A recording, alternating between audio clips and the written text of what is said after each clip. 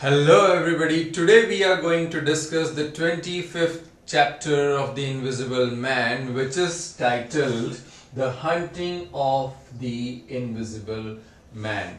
So before this, in the last chapter we discussed that how Dr. Kemp and Colonel Adai made a plan to arrest him, but their plan completely failed because he got out of his house very easily, hitting Dr. Kemp and also Colonel Adai, and they were totally helpless before him. Though Colonel Adai had come with some of the policemen, but they also couldn't do anything because in time he got completely invisible. And after getting invisible, it was really quite difficult for them to catch him. That was one of the advantages of his invisibility.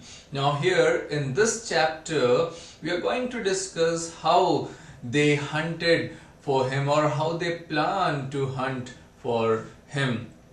So here now Dr. Kemp was all inarticulate. After all that had happened, he was unable to express or explain the things that had happened so swiftly there in his house. He was just trying to make him understand, but he was just muttering and whispering something, and the swathings of Invisible Man Griffin were on his hands. Yes, I said swathings, and swathings means the bandages, the covering that Griffin had. So still they were on Dr. Kemp's hand, and he was trying to explain the things. So now Colonel Adai also understood some the things that happened there, and then he explained. Dr. Kemp said that we must arrest him, we must catch him. He is inhuman, he is cruel, he has become completely selfish, he can do anything, he can kill people. So that was how he was trying to tell Colonel Adai, and he said that yes, you know what, we must arrest him somehow, and he has run away from here, and if he is not caught, then we can't predict what he can do. If we must check him from getting across this district or going away from this district. If he goes to countryside or some such place, then it will be very much difficult. He can go on killing people, he has wounded people. He wants to set up a reign of terror, that's what he said. And he said the only thing that can keep him here is the thought of recovering the books which he thinks are with the tramp, you know, the man, Thomas Marvel. He is in one of the police stations. He said, yes, tramp, that Marvel, yes, I know, he is there in the cell, one of the strongest cell in the place, but he says that he doesn't have the books.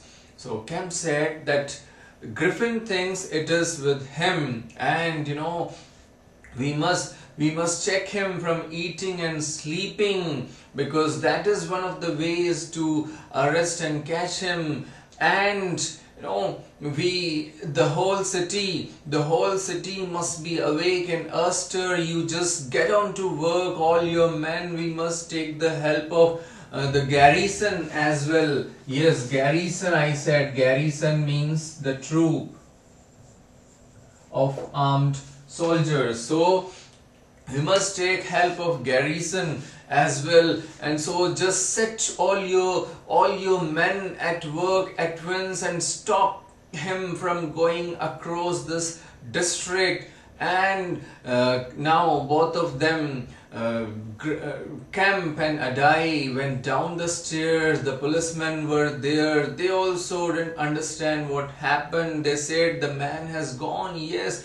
And he asked them to call for a taxi, a cab, that soon just bring a taxi, bring a cab here. And Dr. Kemp asked Colonel Adai to wire people for help, and then he said, dogs, that we can use dogs against him, because though they cannot see him, but yes, they can smell him, so we can use dogs. And then he said, Colonel Adai asked, what else, and what else we can do? Dr. Kemp said that his food is visible until that is completely assimilated and digested. He cannot eat in open, so we can use it again.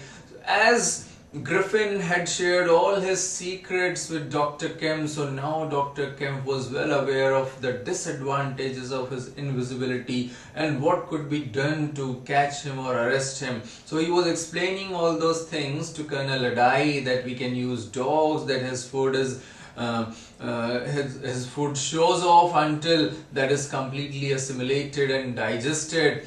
And he also suggested of scattering or spreading powdered glass on the streets to catch him. He said, no, that is unsportsmanlike. Colonel Adai said that is unsportsmanlike, but okay, we will use it if he goes too far. I'll get the powdered glass ready too.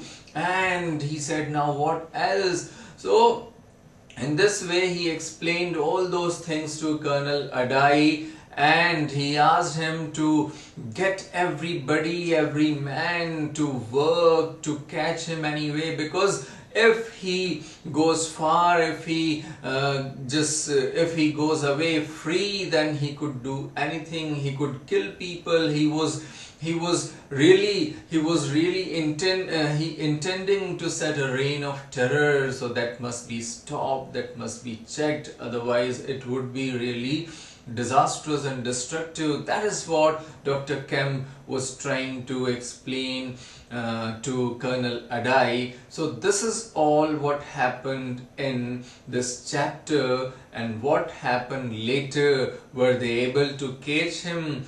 Could they prevent all his plans, what he was trying to do?